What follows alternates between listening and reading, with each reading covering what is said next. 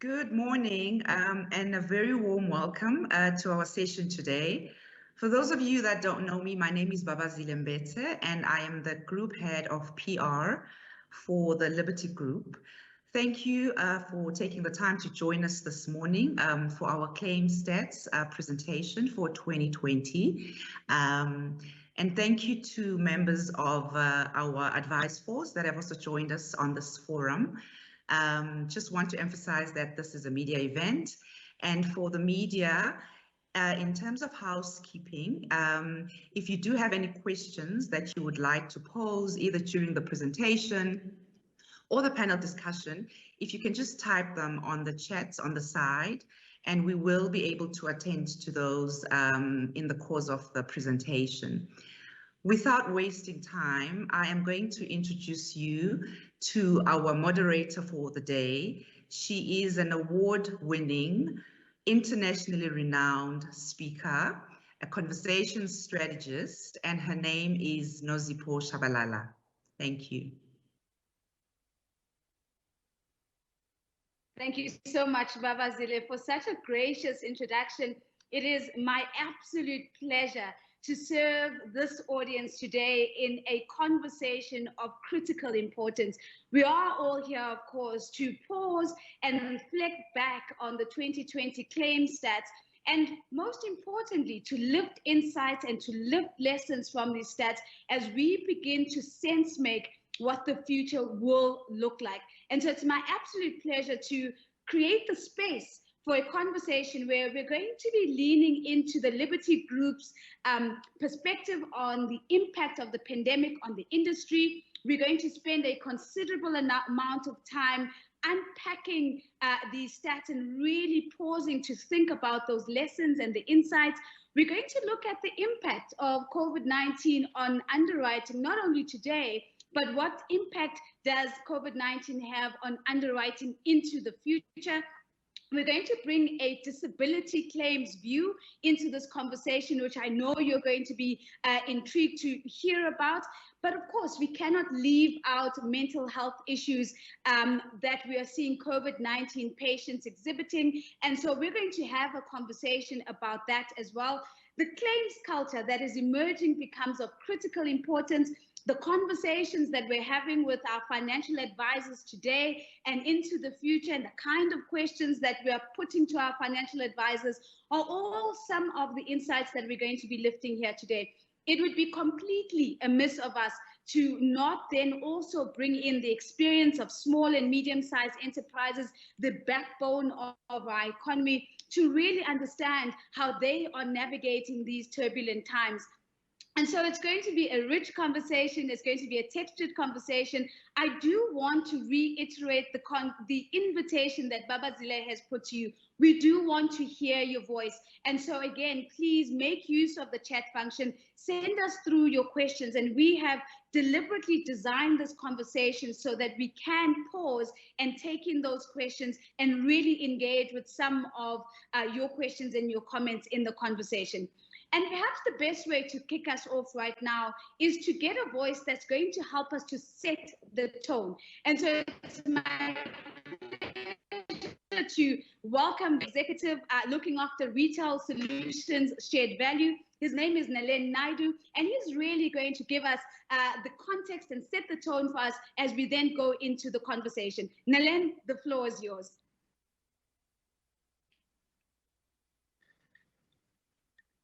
Good morning, Nozipho. Good morning, everyone. It gives me great pleasure to sit before you today here to position these groups of our 2020. So let me start by repeating some of the messages from our year-end results announcement. 2020 was a time of tremendous human tragedy. Every segment of society has faced the ravages of the virus, and many of us have endured the suffering, grief, and trauma from the death of a friend or family member. We have also all experienced the ground literally shifting beneath our feet.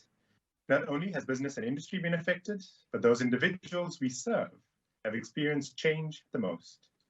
And while we are a resilient nation, some of these major life events, our latest claim statistics paints this picture quite well. and my colleagues will be delving into more detail about these insights during the session. The pandemic is resulting in significant damage to the economy and deep human cost in terms of loss of life and impact on physical and mental well-being. In this time of disruption, it is pivotal for us to deliver on our promises and meet our clients in their moments of greatest human vulnerability. We paid all valid claims to clients against the benefits they were covered for, irrespective of whether it was a COVID-19 related condition or event. Across the South African businesses, we paid 12.4 billion rand in claims, and today we'll be giving you some of the details around the majority of those claims paid to individual clients under our flagship Lifestyle Protector product and legacy risk products, and insights around our corporate product range, including our umbrella fund. We paid over R500 million in confirmed COVID-related claims, bearing in mind that due to the challenges with availability of medical data, which you'll hear about later, we estimate we paid out much more than this confirmed amount. We recognize our role as a force for change in the South African insurance industry, and we are using this acute moment to learn more, to improve our business processes, and to serve our customers better, support our advisor force, and support our employees. Why? Because these moments are the ones that matter the most.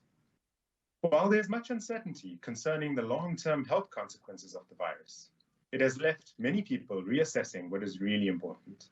And we believe that it presents an opportunity for us to deliver certainty to them through solutions that meet their evolving needs.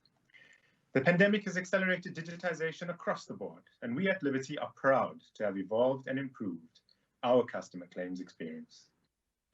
While we are not sure about what the future holds, and the virus carries with it an enormous amount of uncertainty for the lives of many South Africans, we are confident in our role of helping consumers navigate through this challenge. We remain committed to being responsive and humane in how we service our clients during their moment of need. We believe that it is these unprecedented times that show the importance of being and staying insured, and that expert financial advice is critical to preserving and protecting one's future health. I want to thank in advance our panelists, that's Liberty and external speakers, for sharing their thoughts today. I want to thank our customers and advisors for trusting Liberty with securing their financial freedom. And I want to thank the Liberty men and women in our various claims teams across the group, who tirelessly worked to assess, pay, and report on the claims we are going to share with you today, and who changed the circumstances of thousands of customers who needed us in their moment of need. With that, I hand over to you, Nazipo. So massive thank you so much, Nalene, and your words really take us to the core of the experience that humanity has had in the past year. You've spoken about how our resilience has been tested, how this has been a tremendous human tragedy where the ground beneath our feet has been moved. And so the opportunity, as you've said here, Nalene, for us today is to ask the question, how can we learn more? How can we lift lessons and insights that allow us to become that positive force for change that you've spoken about? So thank you very much for setting that context. I know that we're all quite keen now to get into the meat, to get into the substance, to get into the numbers. And so to do that, it's my pleasure that we're going to be hearing from Chrysantha Pillay. She is a Liberty Lead Specialist for Lifestyle Protector. She's going to be lifting for us the numbers, the trends, the insights from the claim stat of 2020, and really putting in place the foundation that is going to lay the ground for the robust conversation that we're going to have on the back of that. So, Chrysantha, the floor is yours and it's over to you. Thanks, Nazipo. I'm really excited to share the stats numbers with you. If I may, I prefer to switch my camera off while I'm presenting. The coronavirus pandemic has led to disruptions in nearly every aspect of our lives, as Nalene has mentioned. And really at Liberty, it's more than just the numbers.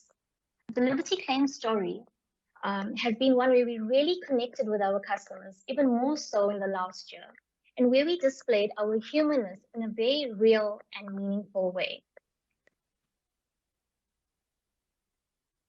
In 2020, we paid 6.34 billion rand in claims.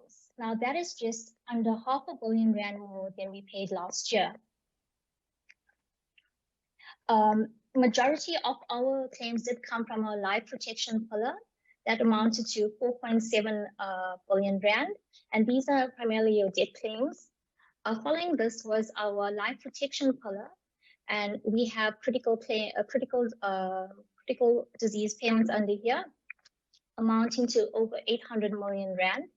And lastly, in our income protection pillar, we have both lump sum payments and monthly payments. On the lump sum side, we paid over 500 million rand in claims, and on the monthly income payment side, we paid over 200 million rand in claims.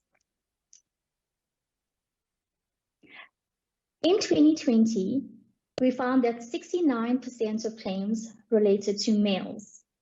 Now, this is a trend we've typically seen over the years, and we find that this is a result of insurance historically being purchased by more males rather than females.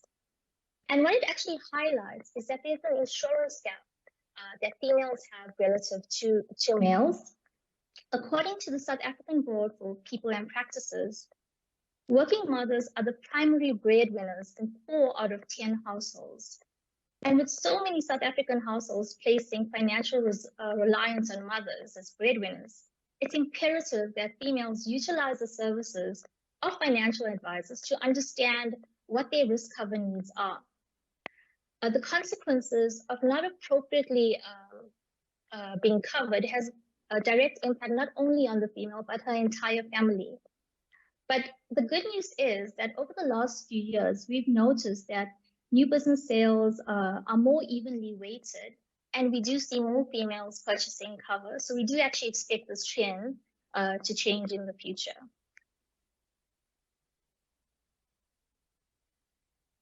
Now, looking at the proportion of males and females across the age bands, we do find that males are more weighted towards the older ages than females. And we find that males are more prone to cardiac-related claims occurring later in life, while females are prone to cancer-related claims occurring throughout their life. Now, let's unpack this further over the next few slides. The top 5 claim causes this year has been cancer and leukemia, cardiac and cardiovascular, retrenchment, trauma, and strokes.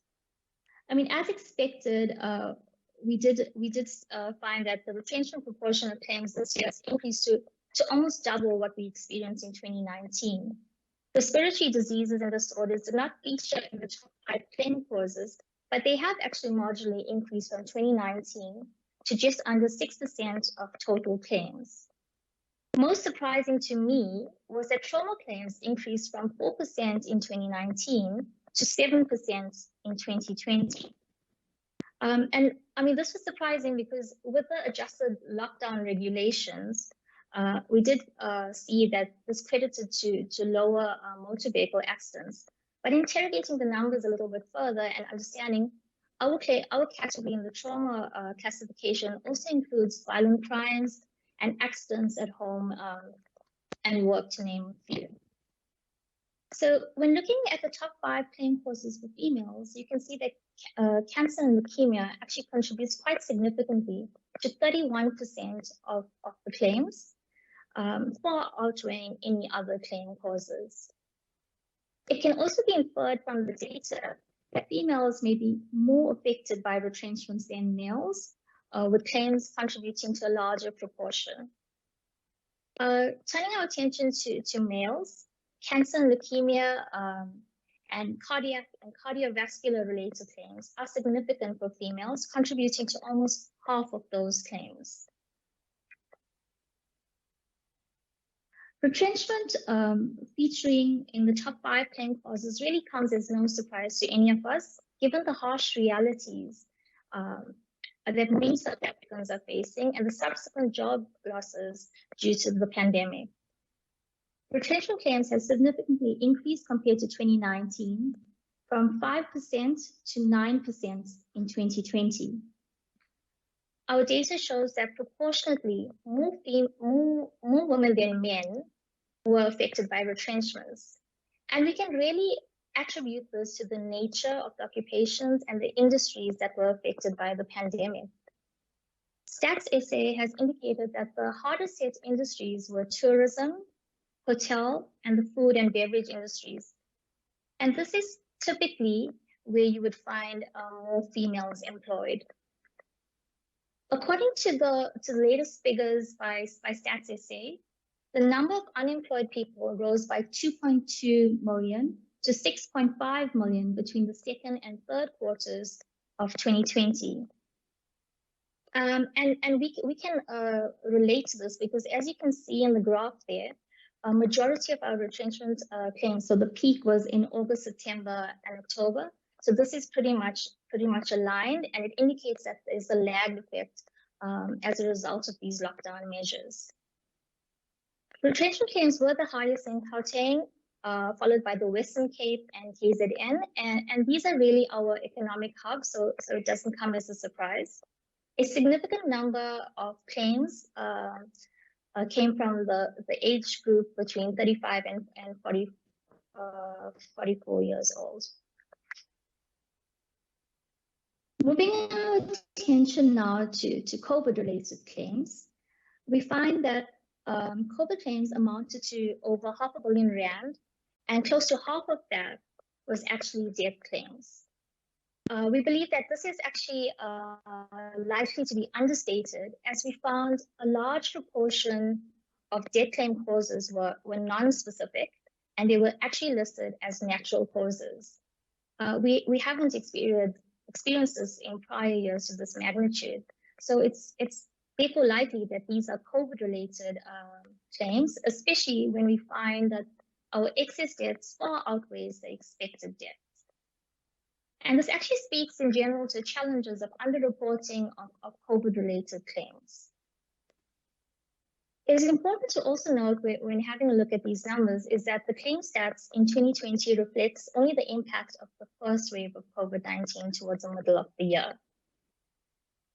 In line, when turning our attention to funeral claims, in line with the COVID regulations, our claims teams really assisted in prioritizing these claims and paying these claims as quickly as possible, thus enabling our families of the deceased to really abide by these regulations and doing our bit to reduce their stress and strain that they were experiencing. Our stats also support the theory that males are more affected by COVID-19 than females across all the ages. Some research reported across different parts of the world suggests that there's a higher morbidity and mortality in males than females. While this data is still emerging, it is really it's probably likely to be due to biological and lifestyle differences between the genders. Moving on to mental illness type claims, the proportion of suicide claims more than halved compared to last year in the retail affluent product space. This was a surprise given the trying times that South Africans are facing, where it's often reported as much as 23 cases of suicides are reported on a daily basis. Mental illness claims have also been lower this year, but we do believe that this will increase over the coming months. Mental illness professionals have advised that the negative impact of COVID on one's mental state will actually increase in 2021, with people actually dealing with immense amounts of grief and stress. So we're likely to see these numbers uptick in the following year. Now, focusing our attention on the top 5 cancer claims, there was actually nothing too surprising for me here. As observed in previous years, 2020 is no different, with breast cancer being the biggest claim cause in females and prostate cancer being the biggest claim cause in males. It highlights the importance of not only adequate cover, but also the need for regular precautionary screening.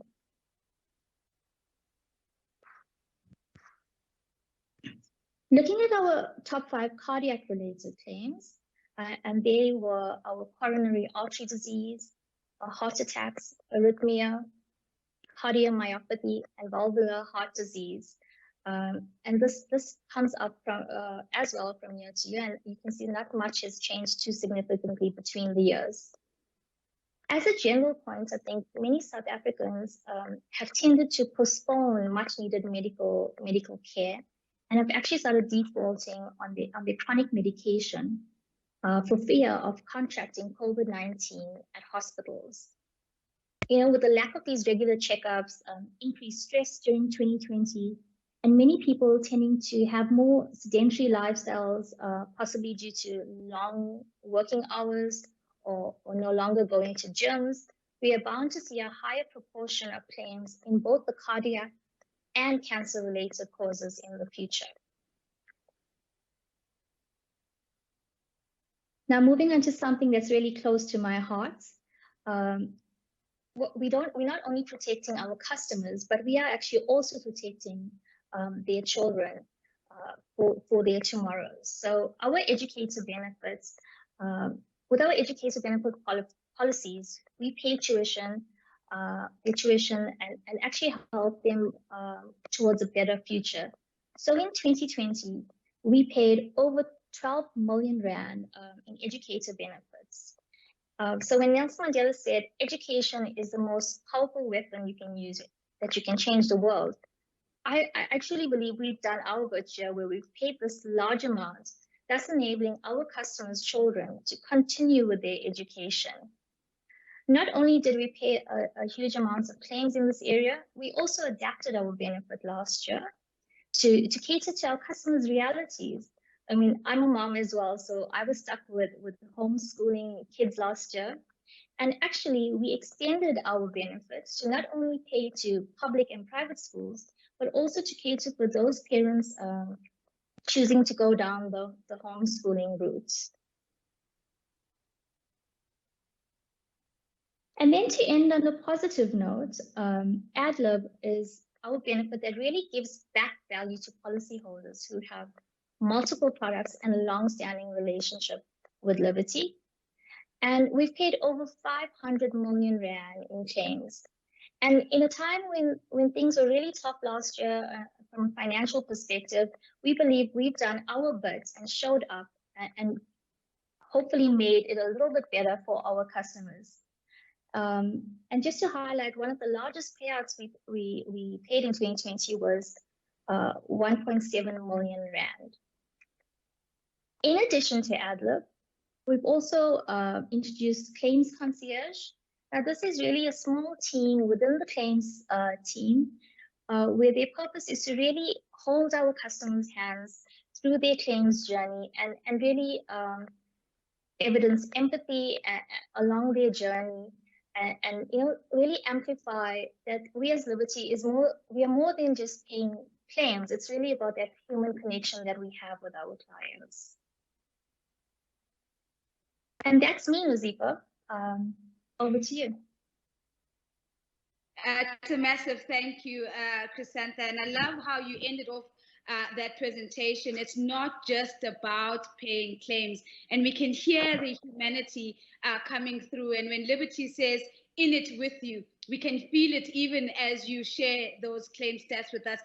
It is an opportunity for us, Chrysantha, having laid the groundwork for us to now lift some of those insights and lessons based on the numbers that you have shared with us. So I'm going to invite you back, Chrysantha, to join the panel that we're going to go into now. But Chrysantha, ladies and gentlemen, is going to be joined by Dr. Dominique Stott, who is Chief Medical Officer at the Liberty Group, in addition to Dr. Ingrid Williamson, who is a psychiatrist and is an external medical practitioner to the Liberty Group. Lisa Gibbon joins this conversation as well as Liberty's Divisional Executive for Onboarding. And we're also joined by Ivan Zimani, who is the new Strategic Markets Manager Inland, who's really going to be bringing us some of the insights from a financial advice perspective. So welcome to all of you as we get into this panel discussion. And maybe, Chrysantha, before we unpack further, I want to bring the first question to you. Were you surprised overall by the stats that were collated and how the picture you've just painted turned out, and the canvas against which it was painted, of course, being the year 2020? Thanks, Nazifa. Not too much around the type of claims, but rather the magnitude of the claims. I was surprised that our trauma claims did increase quite a bit compared to last year, and perhaps many personal accidents at home with home renovations. I won't get into home renovations because I think I might have been one of those who are doing a lot of DIY at home. So I can totally understand that. And before I come back to you with my next question, Chrysanthi, I do want to say to our audience, I want to keep my word to you. So please send us your questions into the chat so that we can get to those at the end of this panel. Chrysanthi, I want us to go back to retrenchment and mortality. These are some of the trends that you spoke to. Do you see this as a trend continuing in 2021? Yeah, I do suspect that, Nazifa. When it comes to mortality, as I indicated in the stats, we've only seen the effect of the first wave of COVID. We've already experiencing a mortality spike in the first quarter of this year. So we're bound to see increased mortality. On the retrenchment side, I mean, it did increase quite a bit in 2020, but yeah, we'll have to wait and see if these numbers continue. But we are closely monitoring it. And of course, other numbers that one would have questions about whether they are set to continue or not, are numbers relating to the cancer stats. Again, your comment here, Chrysanthi, is there concern when we look at the trajectory of those cancer stats? I think, Nazifa, my concern when it comes to these cancer stats is that people are actually avoiding going for their regular checkups, and that's really important to catch these cancer claims at an earlier stage. So if they're avoiding this, we're probably going to see an uptick possibly when we do eventually get to the doctor. And unfortunately, this might actually be at a much more severe stage. And Chrysanthi, before I move on to Lisa, I do just want to pause on, if we think about, the lifestyle protection insurance and we think about what's just happened, it almost seems as if this was designed with a global catastrophic event in mind. I'm keen to understand from you, in your role and as you look at your team, was this the ultimate test? I mean, Nalen spoke about our resilience being tested. What were you tested? Was the team tested, especially when it comes to delivering certainty to the most vulnerable? Nazifa, you've said it so well. I mean, Lifestyle Protector, I'm extremely passionate about it. It's an extremely comprehensive, market-leading benefits. And while the pandemic tested us and forced us to act in a humane way, I had complete faith in the product and that it would be aligned and meet the needs of our customers. Fantastic. Thank you so much, Chrysanthi. As of course you stay on in the panel with us, I do want to make my way to Lisa, because Lisa, I think one of the big conversations that we need to be having is the impact of COVID-19 on underwriting. And maybe as a first question to you, what was the impact on underwriting, and did Liberty have to change any of its underwriting processes because of COVID-19? Hi, Nazifa. Yeah, no, absolutely. So COVID's been challenging in so many ways, but very much so in the underwriting space. We changed our underwriting approach over a period of time as more information became available, and we understood the virus better, and we understood the impact of the infection rate in the country better. And yeah, and we had to change our approach to the assessment of the risk on an ongoing basis. And I have absolutely no doubt that that will remain the situation as we get to know more about the virus, get to know more about the disease and the impact on people. Now, yeah, of course, go ahead, Lisa. Go ahead. Yeah, no, look, and I think now, things are changing now again with the vaccine being rolled out. So yet again, we'll be changing tack in how we assess this risk. Yeah, you literally took the question out of my mouth, because I really wanted us to look at the future of underwriting, especially if you think about the vaccine rollout and whether that was going to have an impact on as a risk factor in terms of medical assessments. So, for example, does the risk factor become lower because you've become vaccinated? So I don't want to ask you to look into a crystal ball, but I know that you can give us some insight in terms of what are some of the expected trends in the future? Nazifa, so the interesting thing about the vaccine is that if you haven't had the virus and you do get the vaccine, obviously that makes you less likely to be exposed to the virus in future, but you don't really know, because we don't really know how this is going to pan out. But how will we treat people who have had the vaccine versus people who haven't had the vaccine? And the answer is that we won't discriminate against anybody whether they have or haven't had the vaccine at all. So if somebody has had the virus and subsequently has the vaccine, we will still assess based on their current health condition. So, in the same way as we would for any other impairment. So if somebody's had the virus and they've had now longer standing symptoms that they're dealing with, we will assess those. So the virus per se is not what we underwrite, or the presence or absence of a vaccine is not what we underwrite. We underwrite the person's health at a point in time, as we would do for any other health impairment. That's an important emphasis that you're making there, Lisa, that it is underwriting a person's health at a point in time. But I would imagine then, Lisa, that the question of non-disclosure becomes increasingly important. I mean, having listened to you say that, is this something that the industry is grappling with? And do you think it's something that the industry is going to continue to grapple with going forward? Oh, absolutely. So non-disclosure is one of the more difficult aspects of our industry. And, the biggest problem is that it often gets unveiled at claim stage, where the client is claiming on a benefit that they so possibly very desperately need. And then we uncover non-disclosure. So, all I can say is that when clients apply for cover, it is absolutely essential that they disclose absolutely everything. Our questions are clear. Answer the questions as well as you can, and rather over disclose than under disclose. Let the underwriter decide what is relevant, and don't decide up front whether or not you're going to disclose something. Rather disclose everything and then have certainty at claim stage that you will be covered and your claim will be paid. Thank you so much, Lisa. And I mean, I think you're also underscoring one of the earlier comments that Nalen made to say that there's never been a time where it's even more important to be insured. So as you get insured, make sure that you are disclosing so that you can have that level of certainty when you need it the most. I want to segue, if I will, to go to Dr. Stott, and I want to bring in a couple of views with Dr. Stott, starting off, Dr. Stott, with the long-term unintended effects from the virus. We've got a lot of experts in South Africa who are writing about this topic, who are talking about this topic. I want to pause on your view in particular on these effects or consequences, and whether you think that these will have an effect on claims going into the future.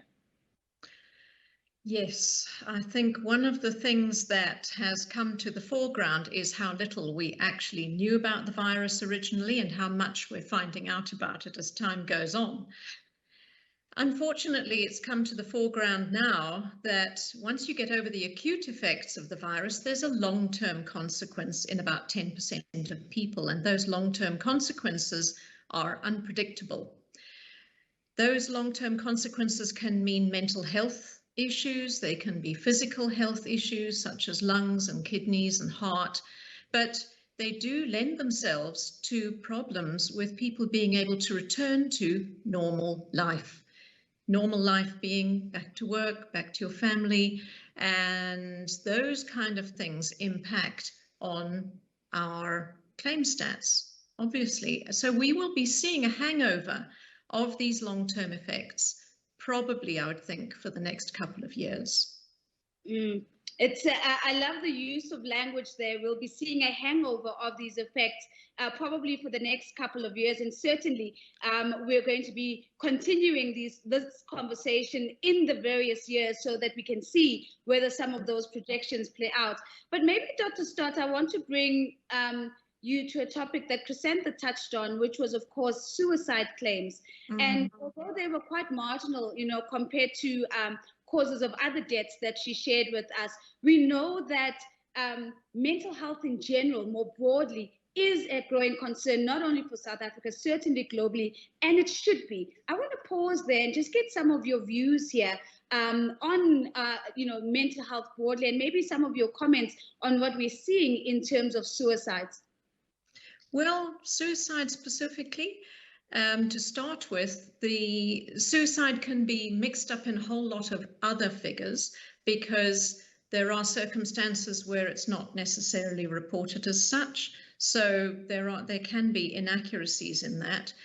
But people who already have had psychiatric mental wellness problems prior to the pandemic, these will certainly worsen during the pandemic, but worsen over the course of the pandemic to the extent that going forward, again, those hangover statistics of suicide may well only substantially be noted next year or later this year. It's not necessarily the case that with a disaster you will immediately see the effect in those suicide stats. Mm-hmm.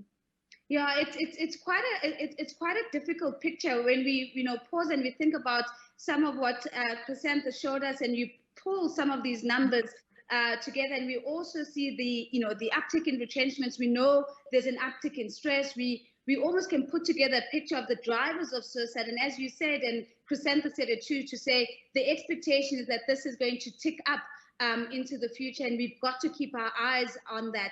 And so maybe Dr. Stott, let's go to disability claims. It's a different lens, but it is a lens that I want us to bring into the conversation.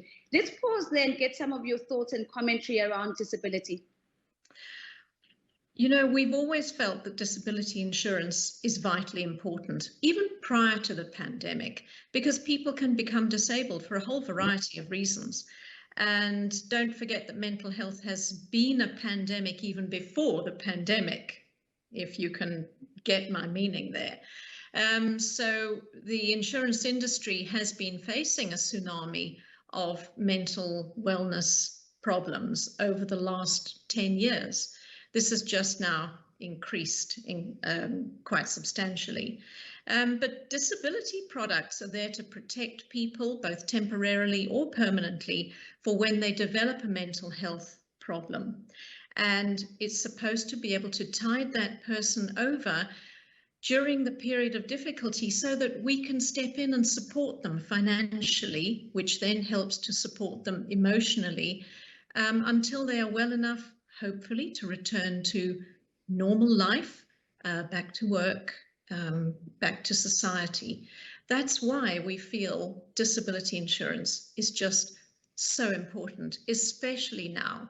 If you get a physical problem, it's going to impact on your mental well-being as well. And as I've said, those long COVID effects could well have an impact on your physical well-being, which will then impact on your emotional well-being. And we're there with disability products to help you during that difficult time. Dr. Stott, I'm almost hearing the conversation here, and that is potentially that we probably don't always opt for disability cover and almost see it as a nice to have. And I want to maybe test this hypothesis with you, this idea that because of the experience we've just had of COVID-19, because of the global trauma that we've all gone through, is it now more important than ever before to ensure that disability is a must-have part of your insurance cover? And if that is true, what do you think needs to change in our societal perception to get people to really see the significance of this? Well, every insurance product is there for a purpose. So you have to clearly understand which one you need in order to cover the different circumstances. But the need for disability is even greater now, as I've said, because of the pandemic. We do feel that critical illness benefits have a place because there is no occupation or inability to work when critical illness products are assessed. So they have their need there. The second part of your question again, sorry, Nasipo? No, I wanted to just test this thinking, Dr. Stott, whether, as a society, we sometimes have this view that disability cover is a nice to have, and whether we are learning our own lessons to say, actually, this is one thing I need to make sure that I get right and it is included in my insurance cover. And do you think that there's a perception or mindset change that needs to happen at a societal level as well? Oh, definitely. Yes. People will buy life insurance for a specific need, but disability cover now, in particular with the unemployment, is so important because of the emotional effects of that. They must focus on disability insurance as a permanent feature in their financial insurance armamentarium, just to make sure they're covered for the unexpected events. And as we've seen over the last year, those unforeseen uncertainties become certainties in a heartbeat, and that's what we're here for. Thank you so much, Dr. Stott. When those unforeseen events become seen events in a heartbeat, this is the conversation that we're having, and we're lifting lessons for ourselves, we're lifting lessons for the industry, we are lifting lessons for clients, for customers, for partners. And so as I segue now to Dr. Ingrid Williamson, I want to maybe build a little bit more on the mental health issues that we are finding in COVID-19 patients, Dr. Williamson. And I maybe want to start off by referencing the paper that you have written and produced, and the title of which is Post-Acute Psychiatric and Cognitive Sequelae of COVID-19. Now, we're going to try and break that down into English and really share the top findings, the biggest findings that were reflected in this paper. Let me give you the floor, Dr. Williamson, to do that. Thanks, Nazipo. Yeah, I think we've acknowledged, and we're all very aware of the experiential trauma and stress that people have gone through globally, and which has resulted in a lot of depression, a lot of anxiety, a lot of PTSD, and actually I just wanted to add in to what Chrysantha was saying about patients with cancer and cardiac problems not following up with doctors and probably having deterioration of their conditions. The same has happened with psychiatric illness. People have not visited their psychiatrist or their psychologist. They've not got their medication. They haven't followed up. So there've been like almost two arms of causes of worsening of mental health for the global population, and that is neglect and of their condition, and also the experience that they've been through. Now, what we're seeing now more and more is a more direct effect on the brain of an acute COVID-19 infection. We know that viruses do have neuropsychiatric effects. There are lots of viruses, Zika, measles, even previous SARS, MERS, the flu pandemics previously have affected the brain. So what we're seeing is either a direct effect of the virus on the brain, or a direct effect of all the inflammatory chemicals crossing into the brain and affecting the brain. So the symptoms that are following the acute infection are more sort of neuropsychiatric symptoms, and they do include depression, anxiety, post-traumatic stress. The one I wanted to cover as well was psychosis and dementia. We're seeing more of a rapid deterioration in demented patients. So, that might have relevance to people who are insured, where you're expecting a longer life and they become less and less able to care for themselves, more dependent on assistance. Psychosis, we've seen quite a lot of, either because of a direct encephalopathy, effect of the virus on the brain, perhaps neglect of treatment.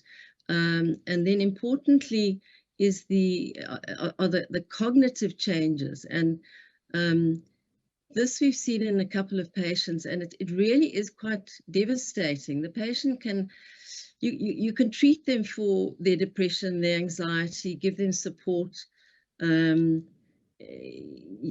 the cognitive changes have been quite profound. I mean, I can think of one patient in particular who's a teacher who has just lost her memory's gone. She can't remember the details of the set work. She can't teach at the moment, and she struggles. She goes to rehab for cognitive rehab, and that's not something for which we can actually give a medication. Dr. Williams, if I can just stop you there for a second and just apologize to you. Apparently, we are having a bit of an audio issue where your audio is not coming across. I'm going to ask you if you could kindly just log off and log back on, and I'll circle back to you because I think the conversation that we're having is critically important. And allow me maybe while Dr. Williamson does that, I'm going to segue into another thing that Nalen laid out to us is very important, and this is the role of financial advisors and the role that they play in times like these. And Ivan, I'm going to bring you into the conversation right now as we look at the value of advice in particular. Let's just start off with the big picture question, if you will. How big a role have financial advisors played for their clients in times like these? Yeah, thank you, Nozi. And I think the purpose of insurance is obviously not to enrich anyone. So technically, this becomes a zero-sum game, right? So which means that without meticulous financial planning, families could be left poorer than they would have been if the breadwinner was still alive, or at least able to earn an income. So it's actually financial planning that's the gatekeeper that leads to conversations like this. And the role of an advisor is ever so critical, because if you look at the stats and the numbers that we presented today, 6.7 billion that we've paid to families and 37,000 homes that we've touched, none of that is possible without an advisor. So yeah, it's a massive role that they've played. So thank you so much for staying with us. Dr. Williamson, I asked you to log off and log back on. The most important thing is that I've got you back now, so we can actually go back to this very important question you were talking us through. And I want to maybe take you right back to the paper, Dr. Williamson, if you wouldn't mind, please. Again, I want to share with our audience, you've written a very important piece here for consumption on the post-acute psychiatric and cognitive sequelae of COVID-19. I said earlier that we would need you to translate that into English. And as you do, just to lift for us, what are the big insights that have come out of this piece of research that you think are relevant for the conversation we're having today? Dr. Williamson. Thanks, Nazipa. I hope you can hear me now. I don't know how much everyone could hear before, but yeah, so my point in the research that I did was looking more at the neuropsychiatric consequences of people who've been infected by COVID, not so much the psychosocial stress and trauma that people have been through. As we know, with a lot of viral infections, the brain does get affected. There are a lot of other infections, Zika, rubella, measles, flu even, MERS, SARS, all these viral infections have had brain effects. And we are seeing people developing new first-time cases of depression, anxiety, psychosis. I did also mention the dementia. We've seen people's dementias progressing much more rapidly, which might have some relevance for the insurance industry. Looking at the mechanism, why does this happen to people? So more on a sort of medical level, we know that the virus may well invade the brain. We know that there are inflammatory chemicals in the body, which is very prominent in the acute infection, which may affect the brain. We know about the clotting. I think everybody knows about the clotting problem, which affects the brain as much as any other organ. And so apart from seeing depression, anxiety, PTSD, dementia, psychosis. We're also seeing quite devastating cognitive impairments, which obviously impacts on people returning to their original work functions, memory problems, planning problems, attention, focus, initiating, getting going with things. And I mentioned one patient in particular who is a teacher who just could not go back to her job. And we've seen several people saying, you know, I feel I'm getting better, but it's my brain. My brain, I'm just, it doesn't work anymore. I can't apply myself to my job anymore. So, and there's no particular treatment. You know, we can help you with medication or psychotherapy for a lot of other psychiatric conditions, but there's not a lot that can be done for cognitive impairment. We have to wait and support and have a multidisciplinary team that assists the patient. There's such a thing as cognitive rehabilitation. All costs money, obviously. Impact on the family of somebody not working, of a mother, father not being there, playing the usual role in the family. So I've covered that a lot in my paper. Yeah.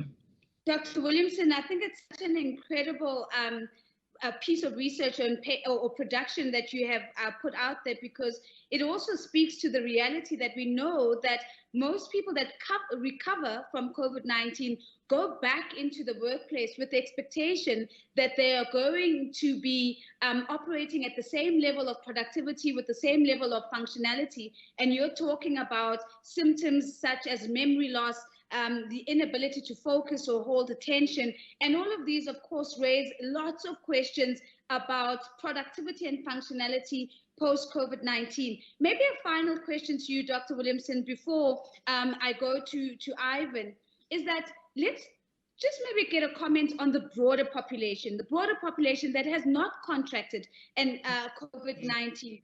Are there certain symptoms that we are all as a collective potentially exhibiting even without having contracted COVID-19? Yeah, important point there, because if you look at about 2.7% of our population has been actually ill with COVID. So we're looking at a much larger number of people who have been more affected psychosocially by the pandemic, the loss of work, the loss of loved ones. How can those people help themselves? I think we've become so much more aware of mental health. I think we're more prepared to seek help, speak to people. So many employees have employee assistant programs. Go for the help. Ask for the help. Go to your clinic. Go to your GP and say, I'm not coping. I'm depressed. I'm anxious. How can I be helped through this time? So, and I think also for everyone to be aware of their colleagues, be aware. So-and-so's they're not looking so good. They weren't available for a Microsoft Teams meeting. So, you know, being kind to other people, being observant about the colleagues and the family that we're with. There is help to, again, the prevention that Chrysanthemum mentioned with other diseases. We can implement prevention for mental illness as well. Dr. Williamson, thank you so much. So the raising of the point here of seeking out help, even as a preventative measure. And it's so interesting as you talk about, you know, the psychosocial effects, that what I'm hearing is perhaps it's time for us to be more connected with self, more in tune with self, but also more connected and in tune with others. And this doesn't mean that we need to break some of the social distancing requirements, but we can be connected through conversation and really in tune with each other. So that's a beautiful message as we now segue into Ivan. Ivan, Nalen said to us, this is the time we should be really getting closer in conversation with our financial advisors.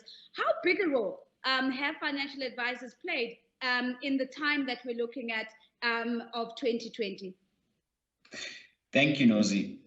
I think for me, the purpose of insurance is obviously not to enrich anybody, right? So technically, it becomes a sum-zero game, which means without meticulous financial planning from advisors and brokers out there, none of what we've seen today would have been possible. So also on the back of that, I mean, families can be left poorer than what they would have been if the breadwinner were alive, or if the breadwinner were still able to earn an income. Right. So it takes financial planning, proper financial planning, to unlock that door and lead us to this conversation that we're having today.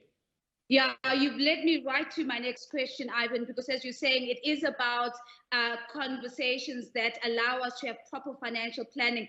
If you could briefly tell me, what are the key critical conversations that you would say clients should be having with their financial advisors right now, especially if we want to reduce stress and anxiety around finances, because uncertainty certainly is the most certain thing right now. Yeah, so maybe before I do that, let me just tell you a little bit of a story. So in the early days of a hard lockdown we had last year, I had a client who went for 4 COVID tests. Okay? So obviously I knew, because every time she went for a COVID test, then she would alert me to that. So the first COVID test came back negative. A month later, the second COVID test came back negative, and then 3 months later, the third COVID test came back negative. Then I realized this person actually went from worry to anxious, and then ended up being all over the place. Okay, which meant we had to step in at some point or another. So the fourth test that she went to, I said, I'll accompany you and see, in fact, why is it that you're going for so many tests? I then realized at that particular point that all she needed was reassurance from us that we will be there if something happened to her or her family. And then I realized, in order for us to deal with these issues and help our clients to calm the stress levels and the anxiety, all we need to do is do regular check-ins. So you went from pure advice to regular check-ins, and make sure that you can manage the turbulence, the emotional turbulence that the client is going through. Yeah, so that's such an interesting way that you've brought a real life example, Ivan, so that we can really see the kind of conversations that we should be having. I do want to quickly just comment, Ivan, here, get a quick comment from you. We're seeing a huge adoption towards virtual advice, and we're seeing a lot of advice through the adoption of digital tools. Has COVID-19 changed the advice space, and what does the future look like? Is this the new normal? Yeah, so to some degree, it has changed the financial landscape or financial planning landscape, but we need to consider the following things. So there are advisors out there who run hybrid models, which means they run a virtual business and they run a face-to-face business. Okay. Then there's advisors who reverted back to the norm, so it's all face-to-face interactions, and they prefer that. And then there's advisors who've gone fully digital, which they don't prefer to see any clients, any clients face-to-face, and then they do everything virtual. So it depends on the impact that you want to make, number one. And also you must consider that no one wants to deal with a chatbot at claim stage. So the humanity, we must never ever forget the humanity of what we do and how we do it. You always want to engage with people. You always want to make sure that your claim will be paid, because that there's an individual that introduced you to liberty, and you want to make sure that that individual is still there to make sure that your claim gets paid out. So whichever model you want to go with, it's neither here nor there. It's not right or wrong. It's just depending on you. But I do think, yes, from an onboarding perspective, initially when you onboard the client, seamless client experience, you obviously want to use your tools. But post that, when you manage the relationship, you probably want a more human touch. Yeah, Ivan, you're absolutely right. Nobody wants to deal with the bot at claim stage. So we've got a range of questions that are popping in that I would like to get to from our audience. I want to keep our promise of bringing your voice into this conversation. I do know that I do have some special guests in the background that I might be calling on as well for 1 or 2 comments. But before I get to them, I'd really just love to get to some of the questions that are coming through. And so here's a question, Chrysanthi, question to you. The question is, The statistics of COVID claims show men are more affected. Did you take into account the stats given earlier that men are more likely than women to have cover? So let me just pause on that question and give you an opportunity to respond to that, Chrysantha. Thanks, Sudeepa. So it is early days, and we saw data still emerging. So at this point, we didn't think we need to separate it due to materiality concerns. But what's interesting with this early data emerging, it does align to research internationally that actually says that men are actually more susceptible to COVID with mortality and morbidity being female. So we'll keep an eye on those numbers as information develops. Yeah, Chrysantha, what I appreciate about your response is that it really leans into this desire to learn more. So we're saying we might not have definitive answers, but we are learning more. We're looking and keeping our eyes on the numbers and the trends. And the more we get, the more we're able to say with certainty, this is what the answer is. I do want to maybe bring this question to Dr. Stott. And the question, Dr. Stott, is, if you die of a heart attack, but you also had COVID at the time, is it listed as a heart attack or is it considered as a COVID death for you, Dr. Stott? For us, we would consider it to be a heart attack because that's effectively what killed the person, and the COVID would have been a contributory factor, which we would note on our side, but it would be regarded, and the criteria around which we would assess that claim would be based on heart attack parameters. Thank you so much, Dr. Stott. Nalin, I have a question to you that I'd like to bring from the audience. Nice and sharp, what risk rates are likely to increase during 2021? Your thoughts on that question, Nalin? Yeah, thanks, Nazipa. Thanks for the question. Our pricing philosophy, especially on the retail side, is one of trying to be as individualistic as possible. Try to bring across the characteristics of an individual. We assess the risk profile across medical history, health, income, etc.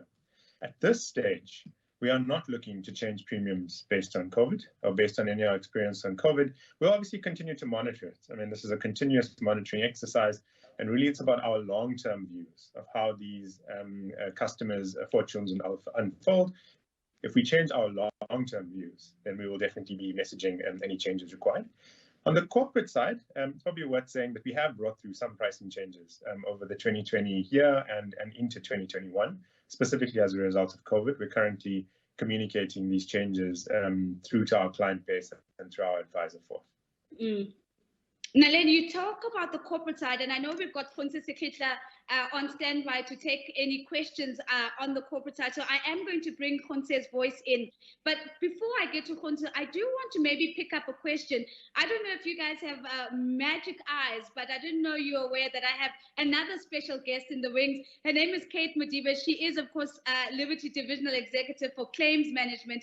And there's a question that's come up that I think she really is the best suited person to answer that question. And here's the question for you, Kate, if you will. It says, on average, how long did it take to process and pay out retrenchment claims in 2020 compared to 2019? And then there's a second part of it, which is, on average, how long did it take to process and pay out death claims in 2020 versus 2019? I'd love to hear your thoughts on that, and maybe we can then circle back to some of the improvements that Liberty has made in their claims process. Over to you, Kate. Yeah, so thank you so much for that question, and thank you, Nozipo. So, I mean, as we know, obviously 2020 was not business as usual from a claims perspective, given, the impact of the pandemic. However, we did let me answer maybe the first question on the retrenchment. So retrenchment, I mean, we knew from the beginning of the pandemic in April that we would be seeing claims as soon as possible. And we made sure that we rearrange ourselves and make sure that we have, resources to process those claims as quickly as possible. On average, I mean, to process a retrenchment claim, really, literally, we need, minimal requirement, like, has a client met the Section 187 or not? And we need the employer's declaration, and we're good to go. So we really try to prioritize all COVID-related claims and to try and process them as quickly as possible. I mean, obviously, our starting point always as Liberty claims is the best practice, but also it's just our philosophy that we want to process and pay valid claims as quickly as possible. That's our starting point. But also we bring in the high human touch approach as well, the caring culture, that we had to bring it in as well, because we knew that any other client at claim stage is going through an emotional something. Yeah. No, Kate, I think it's a fantastic answer. And it's really, as we're listening to you, we're really getting the sense that it is about showing up when it matters most, especially through that process. Maybe let me just push you for one more question before I come to Concierge, who I do want to bring his voice in. What's the one biggest lesson that you would say has been learned by Liberty from a claims perspective as a result of the pandemic? So, thank you. We are still learning. Obviously, our claims approach is evolving, as the pandemic is evolving as well. But, just maybe to mention that we understand at Liberty Claims that our ultimate responsibility, Nozipho, is to serve the unique needs of every other client. And we're learning as we go along, obviously, with the pandemic. But I mean, really, for us, we understand what our ultimate responsibility is at claim stage. And I mean, because we've seen such a significant increase in the number of claims in 2020 and obviously now in 2021, we understand, and we actually find ourselves in the front line. And so the resilience that the team has shown, and that high human touch, that they're bringing at claim stage, and not just doing it a transitional a process at claim stage, but bringing a very high human touch approach, when assessing these claims. Yeah, it is about that high human touch approach. And again, it emphasizes the point that Ivan was making, to say it is about humanity. So there's a lot of consistency in what I'm hearing in the conversation. Khunze, who is, of course, Liberty Corporate's lead specialist in risk product development. I know you are also in the background somewhere, so I'm going to just tap into you. I did promise the audience that this conversation would be incomplete without just pausing to think about small and medium-sized enterprises. And so I want to bring that question to you. How much of a concern, when you think about SMEs, that you are servicing through the umbrella funds, some of the claims that have been raised, Dr. Williamson and Dr. Stott also spoke of some of the impact of sort of the long-term effects. They spoke about the impact of mental health. And when we bring SMEs into the conversation, is this a concern that you're keeping your eye on, Khunze? Yeah, thanks for the question, Nozipho. I think certainly in our space, in the corporate environment, we do have a substantial amount of SME clients through our umbrella fund. I mean, these are schemes that have between 10 and 50 members, and even a lot more members, up to 1,000 and a lot more. I think the issues that the pandemic have brought for our clients is definitely at the height of the pandemics, kind of the lockdowns that were instituted by our government, obviously to save lives. That had a massive impact on operations of our clients. And that certainly impacted, obviously, the finances of clients in terms of what they could buy from an insurance perspective. I guess from a claims perspective, we did see a substantial increase in our mortality type claims, certainly during the first wave. I mean, instances of, claim volumes of up to 300% essentially during the first wave. So we did see quite a substantial amount of additional claims. And I mean, I guess how we dealt with this from a business perspective, I think Kate did allude to this. I mean, We did put different war rooms in place to essentially respond to the additional claims. So yeah, it was a massive kind of group effort, and especially on the corporate side as well. A massive group effort, of course, and I think I circle back to that beautiful phrase used by Nalene at the beginning to say, to be a force for change. And so I'm going to pause here for a moment. I want to first thank the audience to say, thank you for all the questions you've sent through. We did not get through nearly all as much of the questions that you've sent to us, but what we are going to be doing is we are going to be responding to those questions. So please don't think that they are falling into a big black hole. We really just had the time to get through the questions that we had, so we will be attending to those. I do also want to let you know that a recording of this conversation will be made available to you, minus our gremlin piece that we had, so you will have a nice edited, concise piece that you can listen again to and reflect on in the conversation. What I would like to do is I want to circle back to Babazile, who really opened up the conversation and extended the invitation for us to pause and have this conversation. I want to welcome her back onto the virtual stage and just get her reflections before we get ready to start wrapping up and closing. Babazile, over to you. Thank you, Nozipho. And thank you to everyone for joining us. Yes, minus the gremlins. I think other than the words pivot and you're on mute, the new word in this era is definitely gremlins. So we really do apologize for that. And I think just to add to what Nozipho said, for the journalists in the room, we will be sending you the full presentation that Crescenta presented, as well as a press pack before 1 today. I know some of you have already been asking us. We will send it through to you as soon as we're done here. And then for the advisor force that is also in the room with us, do look out for a post-webinar communication from the CAE communications team, hopefully this week as well. And yeah, I think other than that, thank you again to all the panelists. Dr. Williamson, thank you for taking your time out of your practice to join us this morning. Thank you to all the colleagues around the room. Nozipho, thank you. You were fantastic as always. And to all the journos, once again, we really appreciate you partnering with Liberty, you know, on our journey to always tell stories to the South African consumer. And we do not take it for granted, and we will be chatting to you straight after this. And with that, I think that is it for the day. Thank you.